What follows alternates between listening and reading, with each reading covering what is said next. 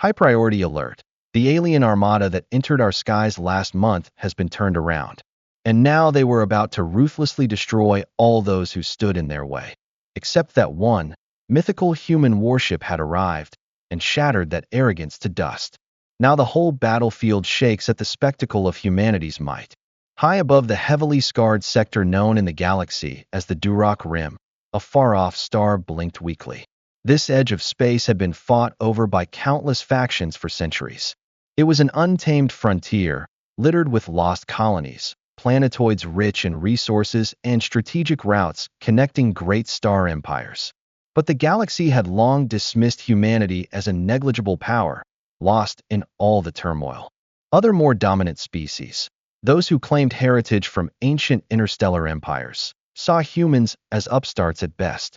They saw Earth as a sad little world with absurdly limited capabilities and a preference for solitude.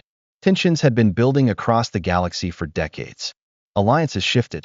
Competing empires probed one another's frontiers, creating tenuous arrangements that never seemed to last. Whole star systems came under the dominion of the empire that could summon the biggest fleet. The biggest fleets of mercenaries, the wheeliest admirals.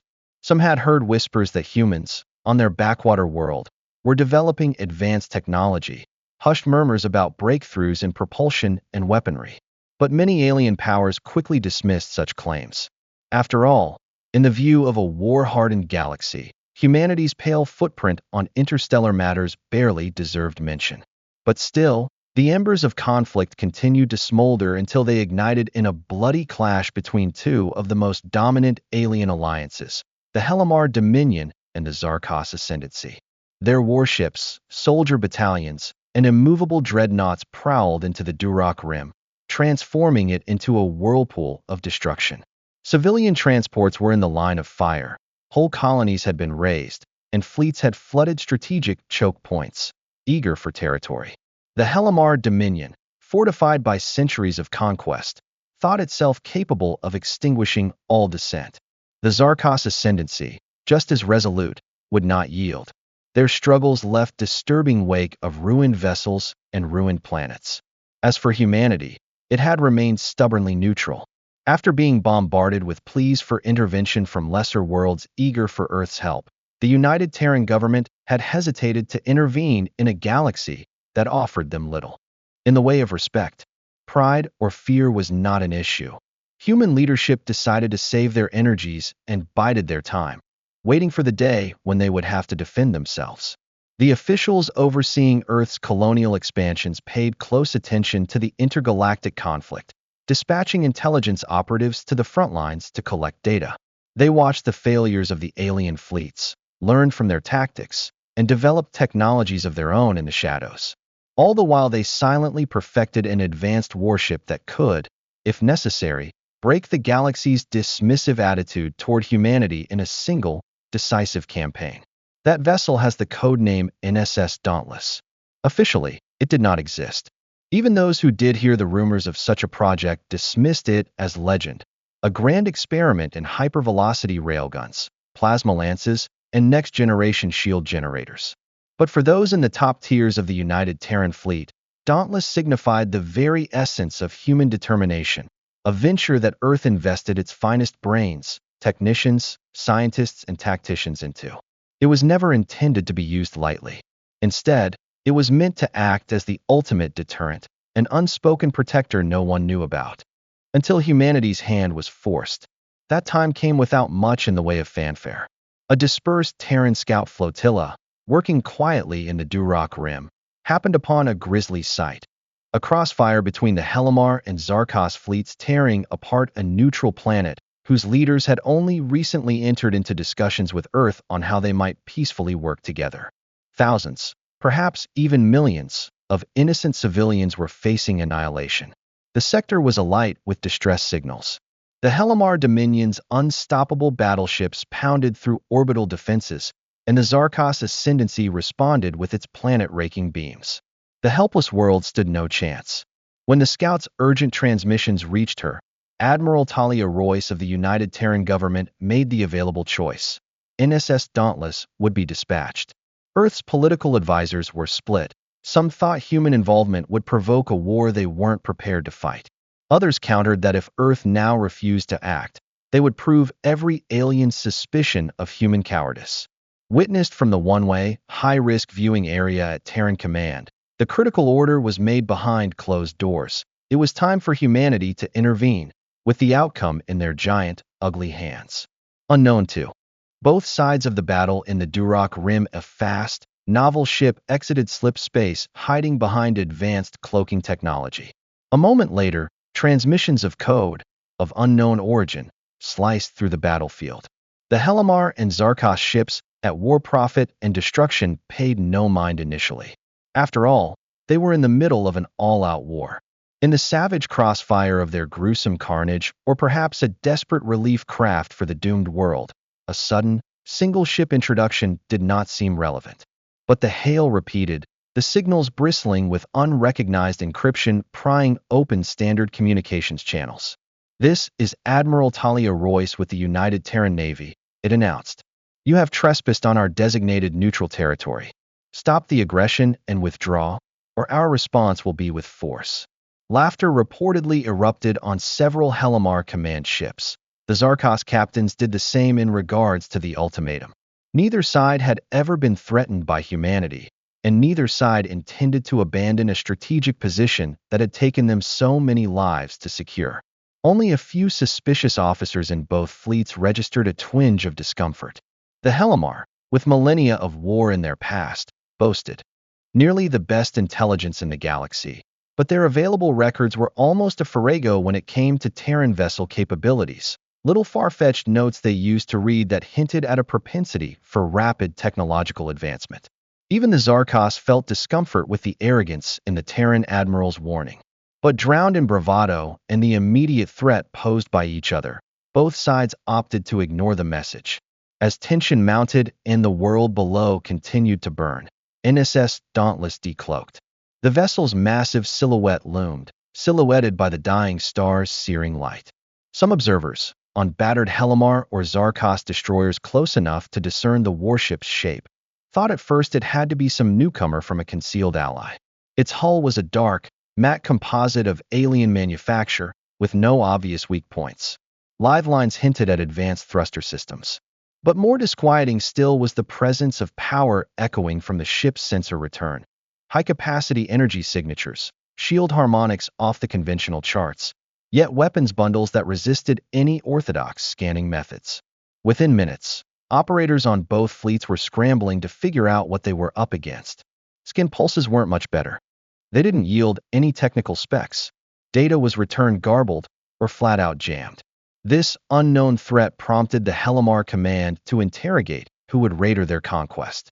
Refusing to give up the use of their strategically superior orbital position, the Zarkos ascendancy formed up more tightly and prepared heavy energy cannons to intimidate the newcomer. Admiral Royce reiterated her ultimatum: "You will stand down. This world is under Terran protection." Fuming, the Helamar and Zarkos executed a simultaneous launch of torpedoes, energy beams, and ballistic ordnance. But just as they were set to unleash their overwhelming firepower, the Dauntless struck. Its thrusters blazed to life, covering distances in seconds that would have taken normal battle wagons minutes. The fire volleyed once from concealed weapon ports, neatly and toy-like. The wall of unstoppable energy pulverized the closest Helamar cruiser, blasting through its shields like tissue paper. Then suddenly, in an explosion of silent light, the cruiser was gone. Stunned silence followed. These two warring fleets, used to unstoppable force and a straight shot to conquest, simply could not comprehend what was happening. A single Terran warship had just volleyed down a frontline cruiser in seconds, and the Dauntless was just warming up. Across the battlefront, alien commanders were scurrying for answers. Could they vanquish this upstart? Or would turning a blind eye doom us? Caught in the crossfire of their own war, they now encountered a third force, intangible and strange. And for the first time in decades, neither the unstoppable Helamar nor the unassailable Zarkos moved. The planet below, whose cities were burning under sustained bombardment, remained trapped in tragedy, but the abrupt change brought some relief. Whoever controlled the battle space had the destiny of humanity in their hands, And if the Dauntless could control the battle space, if humanity would be on the verge of establishing itself as a true power among the stars. If it didn't succeed, Earth would prove every alien suspicion true, that it was too feeble to alter the fate of galactic warfare. The stakes had never been higher. In the roiling blackness of space, the Helamar Dominion's flagship, the HDS Empyrean, summoned its auxiliary crafts. Admiral Corthel, a reptilian creature adorned with thick ridges of bone along his spine, scoffed at the thought of a human warship able to challenge his grand fleet. In his estimation, the Helamar's armada positioned in an overwhelming wedge formation should have blasted any smaller opponent to bits. But a sinking dread twisted in his gut. He could not ignore the ease that unknown Terran ship had wiped out one of his cruisers. In an uncharacteristic fit of humility, he paused with his assault on the Zarkos to help coordinate a unified defense. On the opposite side of the scorched globe, the admiral of the Zarkos Ascendancy, a bird-like creature known as Rakiel, flared his feathers with agitation. In days gone by, the Zarkos had been known for their advanced targeting systems and pinpoint orbital bombardments. Such was the format that the unexpected meltdown of the Helamar cruiser to Terran guns forced a recalibration of his own plans. His ships had to remain aggressive against the Helamar and watch out for the Dauntless at the same time. For Rakiel, it was like juggling two predators simultaneously. Clueless to the approaching storm, the Dauntless drifted deeper into the planet's low orbit. On its bridge, Admiral Talia Roy surveyed real-time scans of both fleets. Her command crew, a hand-picked cadre of specialists in navigation, weapons control, electronic warfare, and diplomatic negotiations, kept their gaze steady. While the Dauntless was formidable, it was still a single ship up against dozens. One misjudgment can be deadly. "Ma'am," Lieutenant Commander Solomon said, looking into the sensor readouts, "the Helamar are consolidating. The Zarkos are also redeploying. They're organizing movements around us." Royce nodded, her jaw set. "They're trying to corner us or get us off the planet." "YNSGN, increase shield modulation frequency. Weapons, prepare to fire on my command." A hush blanketed the bridge. Though far advanced in technology, the Terrans knew they were outnumbered. The Dauntless had to depend on the art of inimitable tactics. Things like picking its targets or overcharged blasts for node positions in the enemy's formation. But the genius of the Dauntless design was not brute force, but efficiency. Each shot was prepped for peak effect with the least energy expended, with the ship's built-in sensor suite ready to synthesize both advanced AI analytics with the data obtained through our espionage efforts on all major alien tech. Never before had the Helamar and Zarkos faced an opponent so specifically designed to exploit their weaknesses. In an instant, the swirling blackness of space bloomed. The Helamar released a coordinated volley of plasma torpedoes. The torpedoes slithered forward through space, trailing light in their wake.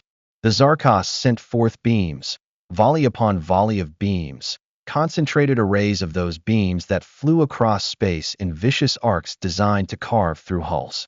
With inexorable grace, the Dauntless rolled, shields layers rapidly cycling between frequencies. The first volley battered the energy shell, but the calibrations permitted the shield to absorb or deflect most of the kinetic and thermal force. Where small breaches developed, fields of hull integrity flared, sealing the damage almost immediately. Then the Dauntless responded in force. Slit open panels along its dorsal ridge in machine-precise fashion, revealing rows of railgun launch tubes. A high-velocity slugs erupted, each weighted to within 1/100th of a gram and guided from there in flight by thrusters small and responsive enough to make slight course corrections for near-pinpoint accuracy. The slugs ripped into 3 Helamar corvettes, shredding them to pieces. Skimming plasma detonations from the Dauntless ventral plasma cannons blasted smoking holes through Zarkos destroyers beyond the planet's far side. Alien ships came crashing one after another under an assault that didn't look from a distance like much. Not much on a scanner, anyway. Nothing but small readings, nothing especially significant, but every projectile and beam was directed at known vulnerabilities. Empyrean, the flagship of Helamar, drove angrily onwards. Enraged, Admiral Corthel ordered every heavy cannon trained on the Dauntless. Explosions, blinding flashes, and the roar of obliteration as the next wave of destruction slammed into the Terran ship. But the Dauntless, engaging advanced ECM, electronic countermeasures, and decoy drones, left a constantly evolving target behind. Some attacks missed entirely. Some found only illusions. And the ones that did strike did much less damage to the Terran's reinforced hull. Even so, the Dauntless could not avoid all its shots. The gravity well of the planet wedged Helamar in. Then the Dauntless bridge was rocked by a sudden shock. One of the Zarkos beams had slashed through its starboard section, overwhelming that sector's outer shield for a moment. There was a shower of sparks at a secondary console. Admiral Royce caught her breath. "Status report," she barked. "Minor hull damage." Commander Solomon texted back. "Shields reinitializing." "We're still clear to go, Admiral." Royce breathed out, half relief, half tension that tensed in her limbs. She looked down at the planet's surface, projected on the main viewport. Shows were ablaze in the stratosphere. Human relief shuttles, masked by stealth technology, were evacuating whatever civilians they could. The Dauntless had to tie the alien war fleets up, or risk more bombardment falling down below. Admiral Rakiel gazed through the lens of the Zarkos ascendancy at the carnage of his destroyers falling one after the other under punishing blows. The Helamar Dominion seemed just as shaken, despite an attempt to appear unified. Sensor logs flashed across Rakiel's screen, illustrating how every single blow landed by the Terran ship was informed by a near-perfect understanding of their systems, like a hawk stooping to rip out a prey's vitals with surgical precision. Rakiel could never have guessed that a human vessel, a species derided so often in the galactic arenas, could wield such power. "Send the Dreadwings," Rakiel ordered, referring to the Ascendancy's prized fighter bombers. "We'll attack them in 100 different directions. You have to force them to spread their fire." Within moments, dozens of triangular vessels sprang forth from the Zarkos carriers. They swept in close formations, curving around to flank the Dauntless from every side. At the same time, Helamar corvettes pressed forward, perhaps hoping that coordinated runs at close range would overload the Terran's shields. And high above all of them, the Empyrean charged its main cannon, preparing to cut loose a devastating blast to put the Terran man-o-war out of its misery once pinned down. Klaxons sounded in the Dauntless. "There are multiple hostile fighter wings inbound," an officer shouted. "We're registering a massive energy surge from the Helamar flagship, likely a super cannon." Admiral Royce processed it all stoically. "Open fire on them with our pulse arrays," she instructed, referring to those of the Dauntless short-range, rapid-fire defense turrets. "Have a little something special ready for that flagship. Weapons, prepare Valkyrie warheads." There was a hush of excitement on the bridge. The Valkyries, the Terran fleet's newest missiles, rumored to carry some combination of quantum destabilizers and gravitic rupturing capabilities. Tests had revealed that mighty dreadnoughts, even when heavily reinforced, could be crippled if an impact hit a key structural stress point. This was the time to find out if that rumor was going to be fact. Zarkos Dreadwings swooped in at several angles, raining laser fire and micro-torpedoes on the Dauntless. The Dauntless pulse arrays lit up bright, sending out a staccato of arcs that ripped the small crafts asunder. Their agility spared some from the initial fusillade, but the Dauntless scanning system anticipated their thruster stutter with chilling precision. Within seconds, half the Dreadwings were shattered wrecks, moving on a haze of metallic debris. Helamar corvettes surged on the opposite side, looking for a point-blank hit. The Dauntless answered with a quick pivot, firing thrusters to spin on its axis. A fan of plasma bolts lashed out in a broadside that staggered the corvette's mid-charge. The resulting blast flashed across the battlefield in spectral bursts of orange and blue, splattering up against the scarred globe beneath. Admiral Corthal's expression darkened on his bridge. He balled his fists, barking orders for rent of what remained of his fleet to cinch the web. One warship could not be allowed to humiliate the power of the Dominion. Then the moment came. The Empyrean fired its main cannon. A ribbon of blinding light cleaved through the gulf of space, broad enough to vaporize 6 capital ships in its wake. The Dauntless pitched, pouring every ounce of power into the thrusters in a desperate evasion. The beam washed across the Terran vessel's starboard quarter, eating at the shield layers and gripping the hull.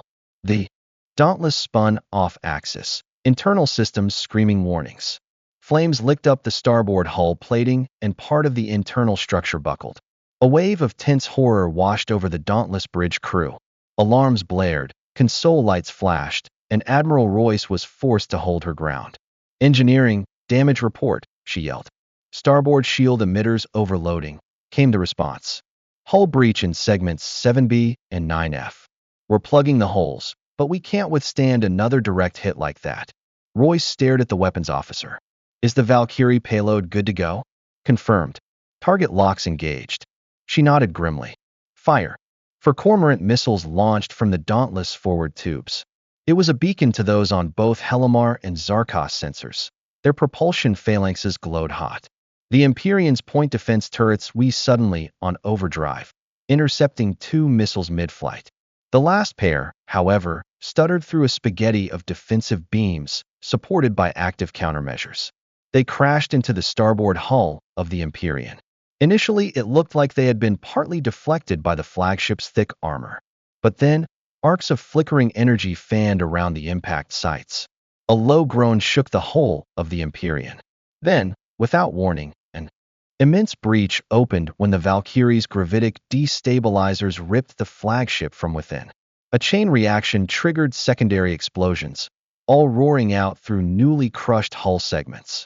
When they saw their flagship burn, the Helimar formation faltered. Across the Dominion's fleet, crews gaped in disbelief as Helimar Might's icon drifted suspended in a cloud of molten wreckage.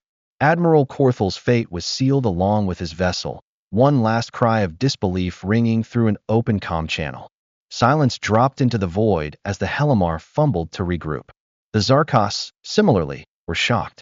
The Empyrean's destruction left Admiral Rakiel in a frigid state of conviction that the Dauntless would be target its gaze on the Ascendancy's central plates soon enough.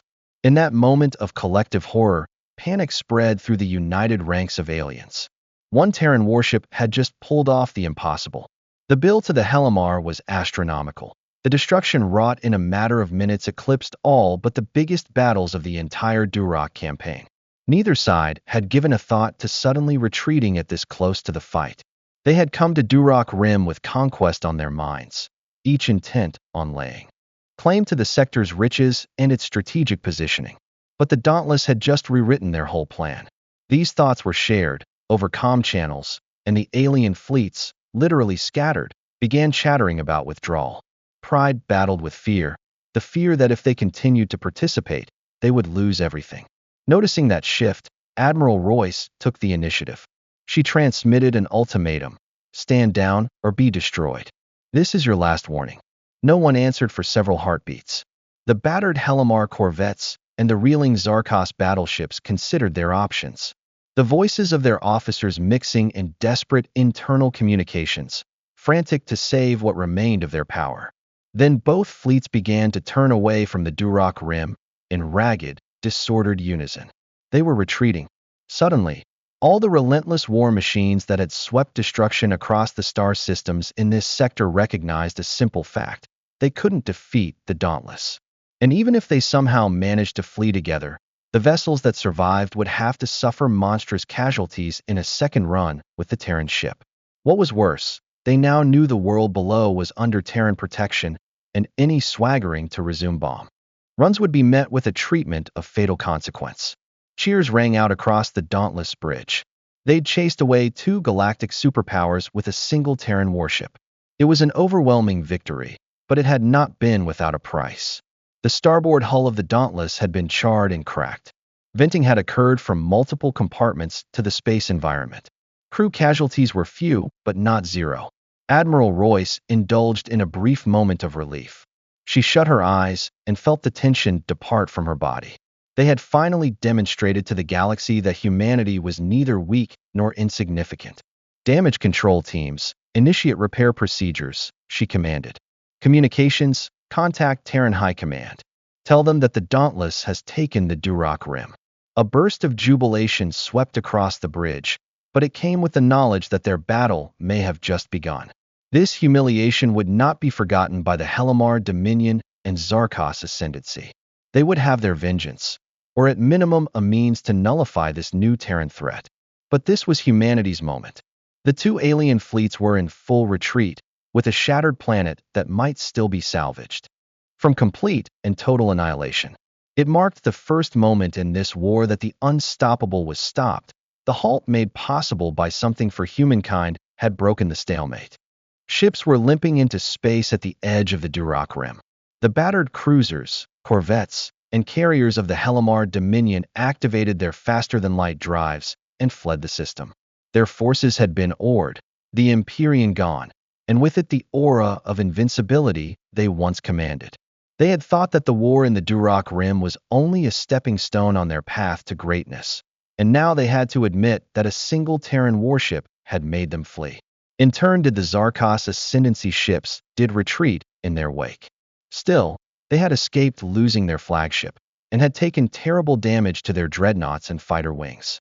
Gone to the stars, made a home for themselves among the fallen ruins with the help of the mechanized life forms that their battlefield marines brought them to. However, some Zarkos began to wonder if pulling an alliance with Earth might be the smarter direction. Others burned with rage, pledging to come back in greater numbers. But for now, they withdrew, unwilling to wager further in a battle they could not win. The bruised planet called Arulos dangled perilously over the Duroc Rim. The city is still smoldering from the orbital bombardment, and it will need tremendous aid for recovery. Meanwhile, the Dauntless was still in geostationary orbit, launching a parade of relief ships. Within hours, Terran shuttles, cargo haulers, and medical vessels flooded in. They delivered supplies, provided emergency services, and helped repair the most essential infrastructure. And, despite having been battered by alien savagery, for the first time, its denizens felt hope running strongly inside him. It was a clear message. Earth was not just a new military power, but one willing to protect those in need. Meanwhile, on the bridge of the Dauntless, Admiral Royce chaired a staff conference with his department heads to assess the situation. Huge holodisplays projected the planet underneath and readouts of the ship's condition. The chief engineer Zhao provided a description of the damage. Starboard shield emitters required an entire overhaul. The hull structure in 2 compartments would need plates to be replaced, and reserves of the advanced quantum stabilizers were low. Through it all, the Dauntless systems remained operational enough to continue to hover on guard. Admiral, we are receiving preliminary reports from the planet's surface, Lieutenant Commander Solomon said. The casualties are high, but our people are doing what they can. Royce felt a pang of sorrow. She knew they were late to this tragedy, but maybe they had stopped total annihilation. Liaise with the relief teams. Give them whatever they need. Once we're stable, we'll redirect additional resources from Earth. We owe these people our support. In orbit, the Dauntless presence spoke not only to the defense of the Earth, towering, tire, and gouge, and rust-scarred. It had become the figurative icon of humanity's determination. Over the following few days, news snippet of the Dauntless victory soon began rippling outwards through subspace communications. Whispers of an epic battle trickled down from the logs of rogue traders, Blackstone miners, and fringe prospectors. Others smaller powers, having been bullied long by the Hellamar or Zarkos, saw a glimmer hope in those rumors. Were we really the new custodians of neutral worlds? Or was this a one-off intervention, driven by Terran uncharacteristic boldness? Meanwhile, on Earth, the Terran High Council met in an emergency session. They gambled deploying the Dauntless. Now, with the galaxy watching them, they had a different new reality. Humanity was no longer ignored. They would be challenged, tested, maybe even conspired against. But the sheer scale of the Dauntless' success also opened new paths for potential alliances and spheres of influence. Smaller star states sent ambassadors who hoped to negotiate protection deals in coded messages. For corporations from throughout the galaxy, Terran technology was a subject of interest. Admiral Royce and her senior officers pored over the long-range scans in the war room of the Dauntless. The Hellamar Dominion retreated to a staging ground in a nearby sector, and their battered fleets seemed far from an imminent counterattack. Allegedly, the Zarkos Ascendancy was gathering forces around an outpost they controlled. One unconfirmed intelligence report indicated that the group was gathering more capital ships, but that information was speculative. For now at least, Both warring powers appeared too rattled to take the risk of directly engaging the Dauntless. Royce seized the opportunity during the lull to make a formal announcement to her crew. On a small platform in the main hangar, with cameras relaying her image to every deck, she said, "Crew of the Dauntless, your bravery has turned the tide in this entire region of space. We have succeeded where everyone said we couldn't. We have defended a vulnerable world, defeated two empires, and survived. Our actions will echo through the galaxy. Make no mistake. Those who mocked humankind will hesitate to overlook our existence again. Those who were terrorized by tyrannical superpowers will seek hope on Earth. You're part of that turning point in history. But with that comes responsibility. We must beware, as the Helamar and the Zarkos will also find ways to counter us. The coming days will not be easy, but I believe in all of you. Stand tall, dauntless crew, for we have shown the galaxy that humanity is no laughing matter." Her words played in the stillness of the hangar. Applause broke out, interspersed with the low hum of the ship's engines. From fresh-faced ensigns to battle-hardened commanders, the crew felt pride swell in their chests. They had risked their lives not just for Earth, but for a principle, that the unending cycle of conquest in the galaxy could and must be defied. Over the coming weeks of class, the Dauntless patrolled the sector and found no enemy components returning for another go at either Arillos or any of the neighboring colonies. Helamar or Zarkos scout ships that moved nearby disappeared back into hyperspace, unwilling to cause yet another engagement. Gradually, though, reconstruction on the planet below started. As time on Arillos passed day by day, ashen clouds cleared, replaced by bright suns now shining on the promise of rebuilding. Human aid agencies' teams worked alongside local volunteers and some alien refugees, people who had fled the warring powers. The collaboration inspired mutually beneficial cultural exchanges that could lay the groundwork for alliances down the line. But the victory, however momentous, also brought lasting repercussions. The intelligence networks buzzed with speculation that both Helamar and Zarkos leadership had undertaken behind-the-scene collaborations with other galactic powers to explore ways in which to remove the Dauntless as an ongoing threat. Rumors were circulating of Terran shield tech, advanced weaponry, and the brand-new Valkyrie warheads. The black market desperately sought any data and salvage it could buy that might lead to replicating or defeating Terran breakthroughs. At the same time, pockets of Helamar and Zarkos loyalists sharpened their resolve to avenge their fallen fleets. In the dark corners of remote starports, mercenaries hummed that wealth could be earned by capturing a Terran officer or a Dauntless blueprint. Admiral Royce was not oblivious to these realities. At daily briefings, she reminded the crew to avoid complacency. The Dauntless would need to stay on point, keep innovating, remain ahead of any threat.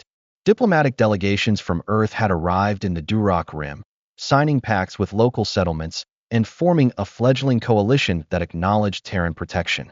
In reality, though, a second, warmer sphere was establishing itself around the presence of the Dauntless, helping to reinforce the impression that humanity was finally entering the galactic stage.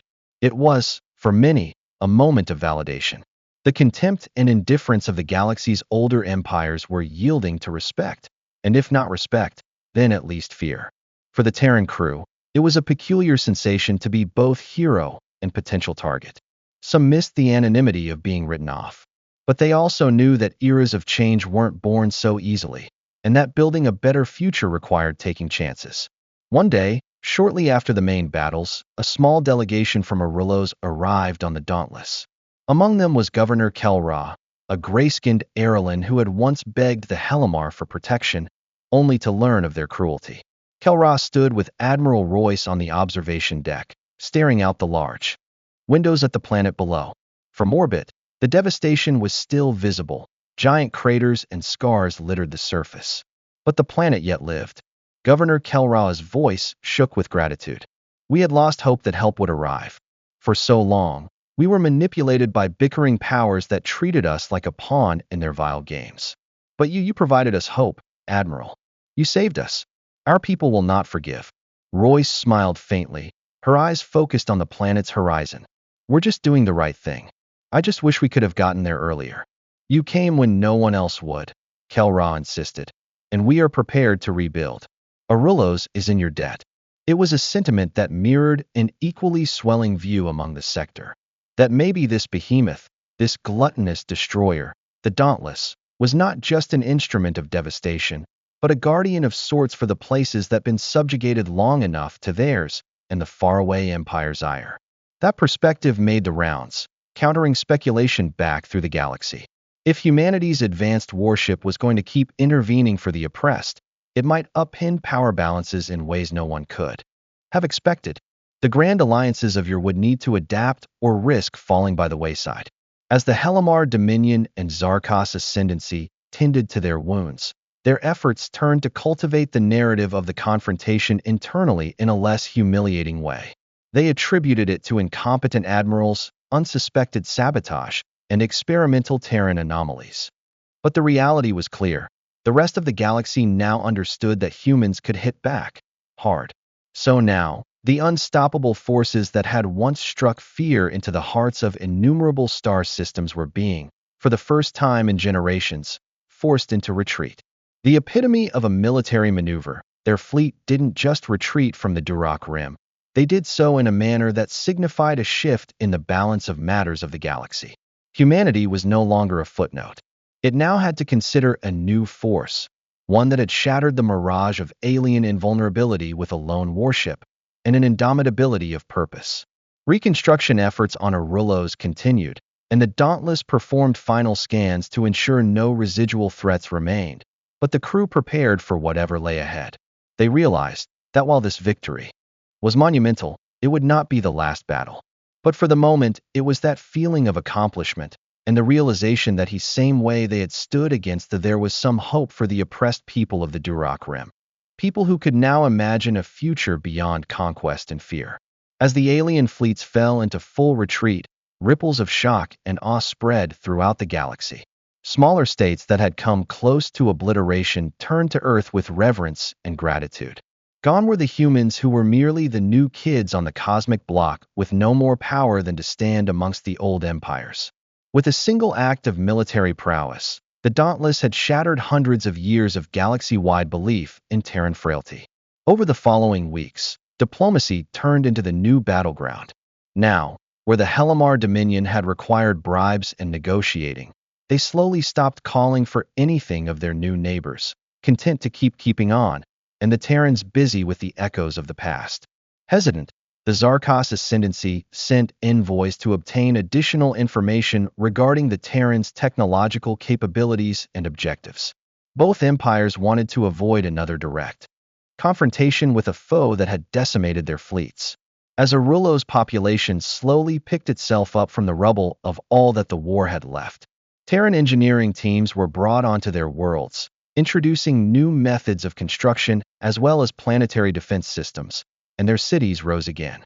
Thankful tributes and impassioned pronouncements came from local leaders who credited the timely intervention of the Dauntless.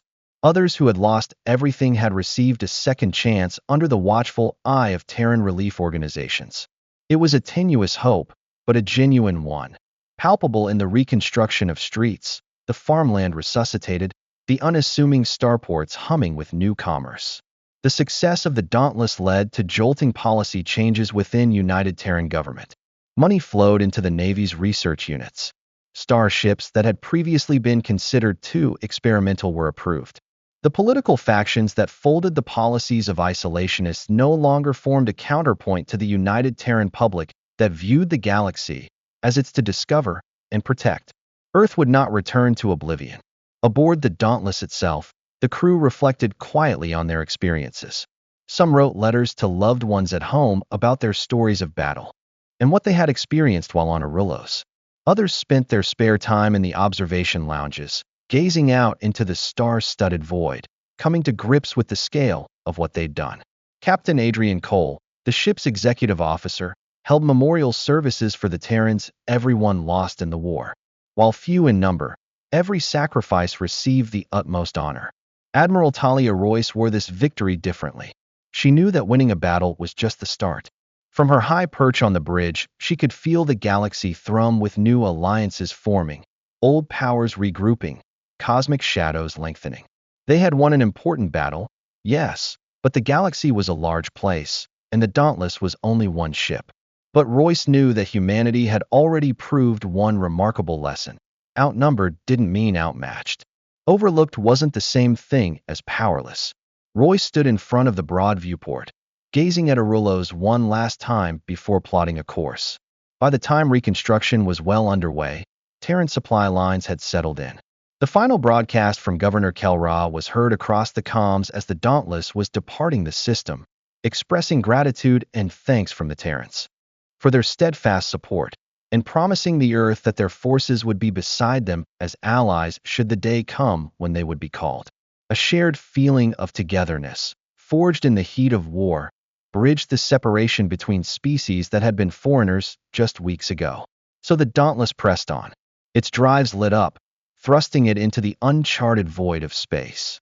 The end of Helimar or Zarkos fleets was an enormous relief for an entire sector.